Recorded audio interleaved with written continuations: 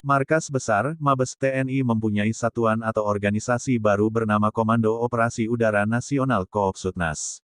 Pembentukan satuan baru ini sesuai amanat Peraturan Presiden Perpres Nomor 66 Tahun 2019 tentang susunan organisasi TNI. Dalam Surat Keputusan Panglima TNI, Jenderal Andika Perkasa, Nomor Kep 66, 1/2022 tentang pemberhentian dari dan pengangkatan dalam jabatan di lingkungan TNI, tertanggal tanggal 21 Januari tahun 2022, Andika menunjuk Marsikal Madya Andiawan Martono menjadi Panglima Koopsutnas pertama. Promosi jabatan yang diterima Andiawan juga bersamaan dengan pemberhentian dan pengangkatan terhadap 327 perwira tinggi TNI lainnya. Sebanyak 28 perwira tinggi masuk ke dalam jabatan satuan-satuan baru TNI.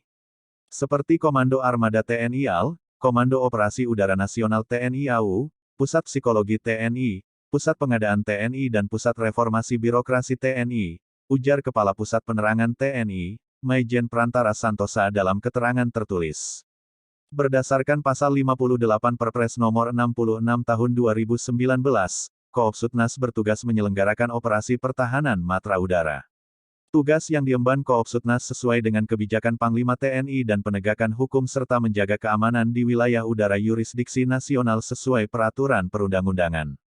Koarmadari dan Koopsutnas, satuan TNI yang baru dibentuk Panglima Andika.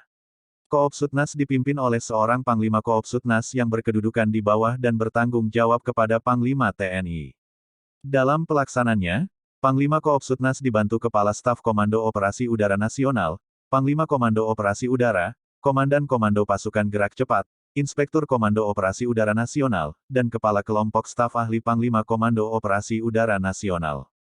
Lalu, 7 Asisten Komando Operasi Udara Nasional, Kepala Staf Komando Operasi Udara, Inspektur Komando Operasi Udara, Wakil Komandan Komando Pasukan Gerak Cepat, Inspektur Komando Pasukan Gerak Cepat, Komandan Komando Sektor Komando Operasi Udara, dan Komandan Pangkalan TNI Angkatan Udara Tipe A.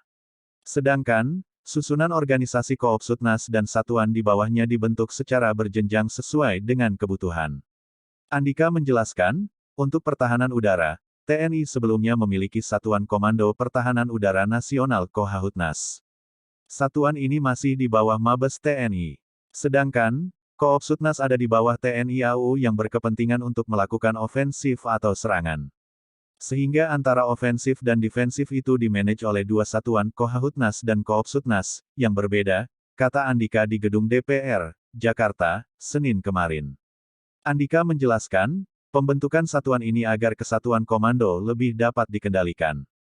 Sehingga Unity of Command atau kesatuan komando itu bisa lebih dipegang oleh Angkatan Udara Koopsutnas, walaupun dalam hal operasional tetap di bawah Panglima TNI.